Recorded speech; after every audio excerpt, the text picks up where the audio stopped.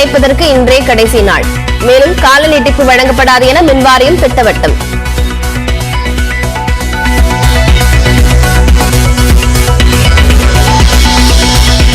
Group 4 தேர்வு முடிவுகள் March மாதத்தில் வெளியாகும். அதிகமானோர் எழுதியதால் தாமதம் என தமிழ்நாடு அரசு பணியாளர் தேர்வாணையம் விளக்கம்.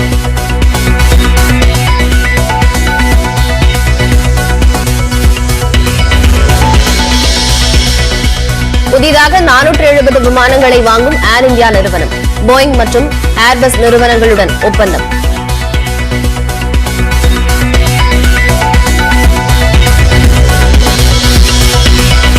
ஏர் இந்தியா போயிங் உடனான ஒப்பந்தம் இருநாட்டு உறவை மேலும் வலுப்படுத்தும். அமெரிக்க அதிபர் ஜோ பைடனுடன் பிரதமர் நரேந்திர மோடி தொலைபேசியில் உரையாடல்.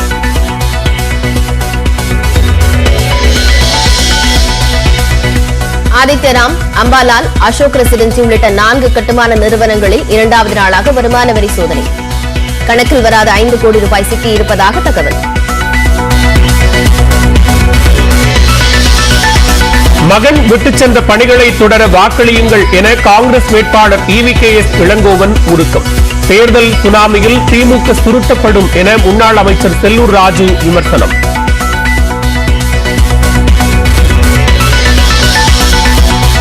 ஈரோட்டில் பாட்டு பாடி வாக்கு சேகரித்த நாம் தமிழர் ஒருங்கிணைப்பாளர் சீமான்.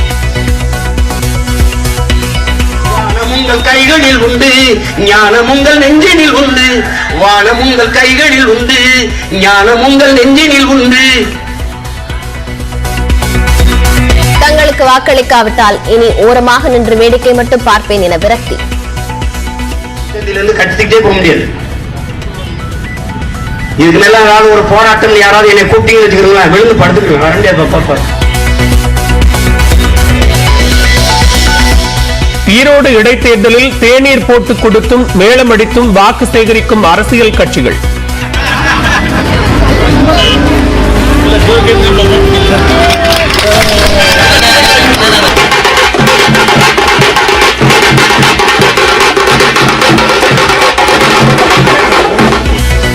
ஒட்டகத்தில் வந்து EVKS இளங்கோவனுக்கு பரப்புரை மேற்கொண்ட திருத்தணி MLA.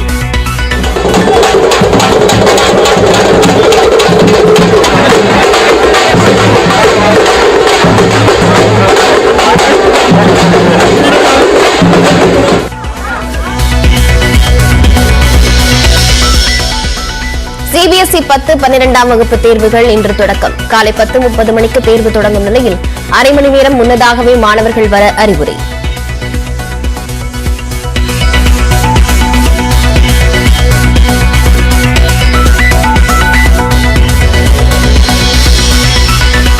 எதிர்க்கட்சிகளின் குற்றச்சாட்டை அவை குறிப்பிலிருந்து நீக்கினாலும் மக்கள் மனதிலிருந்து நீக்க முடியாது. உங்களில் ஒருவன் கேள்வி பதில் பகுதியில் முதலமைச்சர் MK ஸ்டாலின் விமர்சனம்.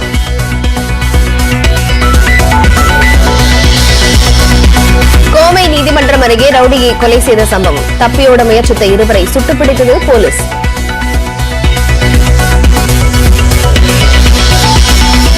வரி முறைகேடு புகாரில் டெல்லி, மும்பையில் உள்ள BBC நிறுவனங்களில் வருமான வரித்துறை ஆய்வு.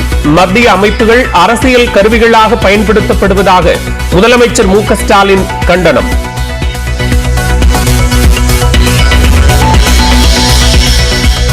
ஆண்டிப்பட்டியில் விவசாயி வீட்டுக்குள் புகுந்த கரடி. பல மணி நேரம் போராடி மயக்க ஊசி போட்டு பிடித்த வனத்துறையினர்.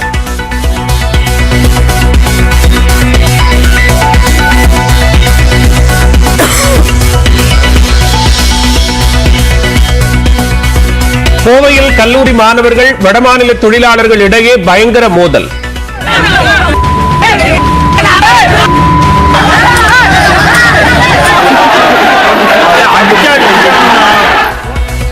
உருட்டுக்கட்டையால் தாக்கிக் கொண்டதால் பதற்றம்.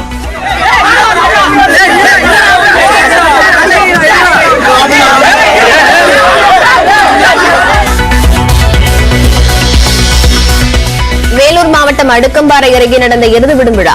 மாடு முட்டியதில் ராணுவ வீரர் உயிரிழப்பு.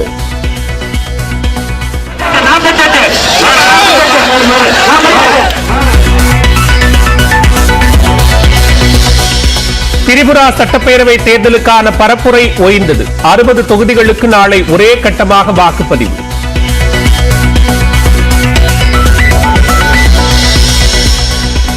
11 கண்டெய்னர்களுடன் சரக்கு ரயில் காணாமல் போனதாக கூறப்பட்ட விவகாரம் மும்பை துறைமுகத்திற்கு கொண்டு செல்லப்பட்டதாக ரயில்வே நிர்வாகம் விளக்கம்.